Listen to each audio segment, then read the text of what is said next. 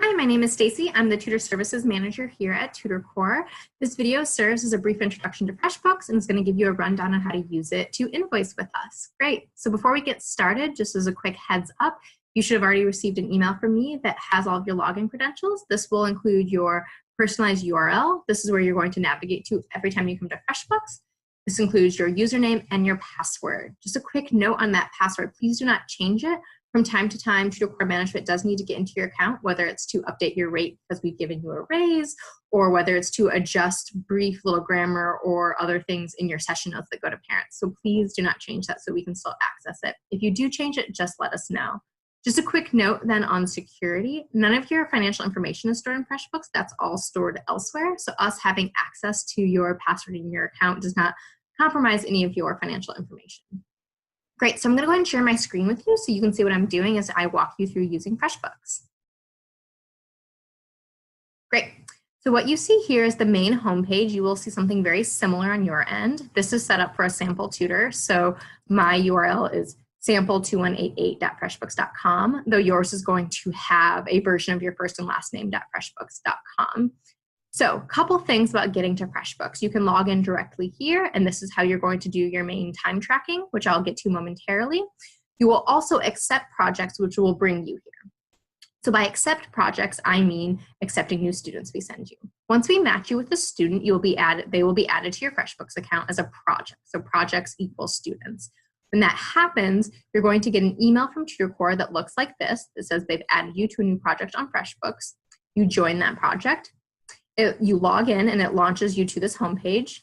You click continue.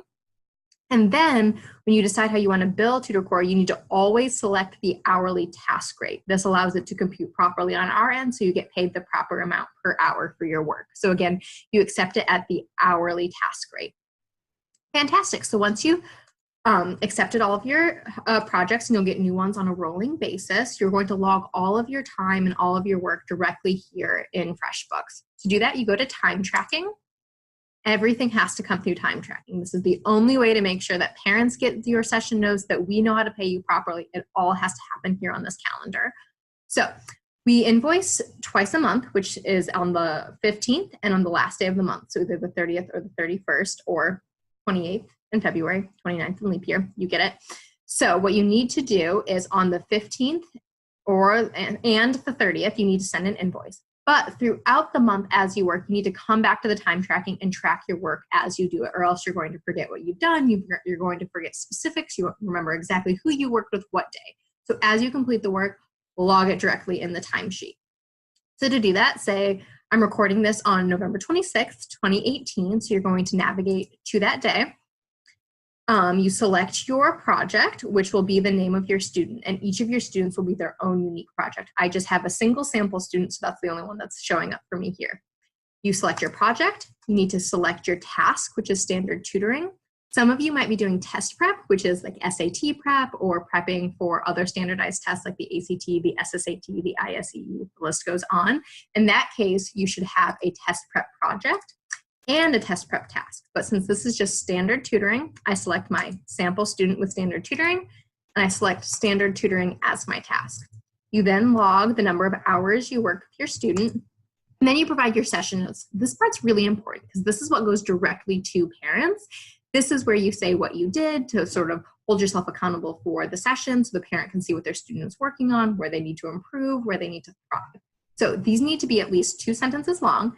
They need to be perfect with respect to grammar and spelling, and they should have one piece of compliment or of constructive criticism. So something that just gives the student a boost, like they're doing well, they're trying hard. So trying to weave in some sort of positive reinforcement here is really important. So for instance, I could write that today, Kayla and I worked on her upcoming essay on Brave New World.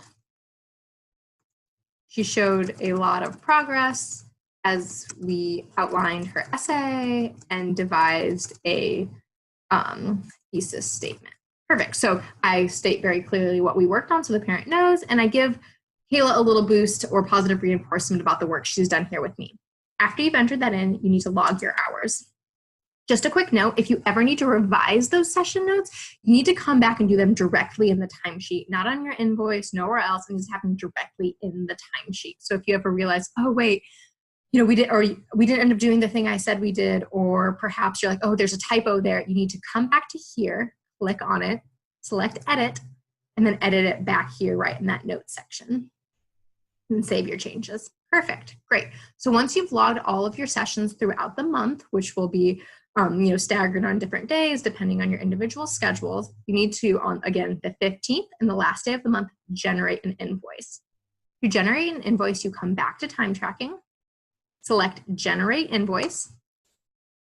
Then on the new page, you enter in all of your information. So you select the date range. So for us today, that would be November 16th, which is the first day of the cycle, to November 30th. You select your client. So in most cases, your client's going to be Tutor Core. But some of you might have Tutor Core Foundation students. For each of those students that fall into the categories, each of those categories needs their own invoice. So say you work with 3 regular Tutor Core students and then 2 Tutor Core Foundation students, you need to have 2 separate invoices. One for your 3 regular, one for your 2 Tutor Core Foundation students. I'll walk you through that in more specifics. If you have some of those cases, just reach out if you're confused. So in this case though, my sample student is set up as a Tutor Core student. So I select my Tutor Core as my client. I say I want to charge for all projects, and then you have to select all unbilled expenses, and then that will automatically, from your timesheet, pull out the students you still need to be paid for. At this point, you select Create Invoice. Great, so what launches here is a version of your invoice. You can see 2 of my session notes. I had something logged already on the 16th. You see in all of my sample notes, all of my hypothetical students are working on a Brave New World, apparently. So I have my time notes here. My rate has already been set at $35 an hour, so it's going to compute automatically that my total for those 2 hours of work is for $70. Perfect. So this is the point in which you're going to add line items. So the important distinction between things you enter in your timesheet and line items is who's paying for it, essentially, right? So if you log things directly in the timesheet, those are things that we're going to in turn bill the parent for. Things that are line items are things that Tutor Core is paying for. They're sort of on the house things that we are covering for you, but we're not charging the parent for. So for instance, you're all going to get to bill your stipend for completing this online orientation, and you're going to get to bill the reimbursement cost for your live scan up to $30. So those are all line items because those are things that we're just paying you for directly. We're not charging any other parents for that. So to add a line item, you do that once you've generated the invoice. You select Add Line, Add Item, and then you need to add a description. So I've already pre-put in live scan reimbursement, but let me go ahead and add a new item just so you can see how it works. Select a new item. I'm going to say orientation. And then I will save the item. And then you want to add your unit cost, which is $15. You did the orientation once. Great, so it's all on there. And now your new total is $85. So let us know if you're ever confused about when something should be a line item or a time tracking. But in general, the rule tends to be that if anything you do with parents that's getting charged directly to them goes into the timesheet, anything that Tutor Core is paying you for becomes a line item. But you get paid all the same from us. The same total will come to you via direct deposit. At this point, you select Send by Email. If you don't select Send this, we will not get the invoice, we'll not know to pay you. That will generate this new thing. Great. And then at this point, you need to again select Send Invoice by Email, or again, it won't come to us. Perfect. And one quick note then, before you get to this point where you're sending it off, I highly recommend reading over your invoice just to make sure everything's in order, it all makes sense. And just a quick note, again, if there's anything that doesn't make sense, you need to go back into your time tracking and the timesheet and revise in there directly. Because again, that timesheet is where we grab all the stuff to send to parents, so it needs to be correct in the timesheet. Go ahead and do that there. Perfect. So just a quick note, once in a while, we might need you to revise your invoice after you've already sent it to us. This might mean that maybe your hours were wrong, or maybe your session notes were blank, or perhaps your task, which is standard tutoring, doesn't enter or your project, which is standard tutoring, doesn't enter your task over here, which is standard tutoring, so you're not getting paid the correct amount. So we might need you to make some changes from time to time. When we ask you to do that, what you need to do is actually delete your invoice and send us a whole new one. So go through this whole process again. Just as a quick note then, to delete it, you need to go to your Invoices tab. You select this box here, which is the invoice in question, and select delete. Here, I'm going to go ahead and do that right now. Perfect, so now it's deleted. So now you can create a new one, which would mean going back into time tracking, regenerating it, and so forth. The reason you need to delete it is because after you've already sent it to us, you can't resend what are coded as build sessions. So again, you need to delete it, make your revisions, and then you can resend it back to us.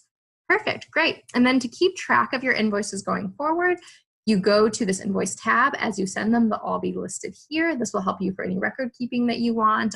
If you are working for us as an employee, you're going to have pay stubs through your payroll. But if you're working for us as a contractor, you're going to need to use those invoices to keep track of your payment. And if you're at all confused about that distinction, just let me know.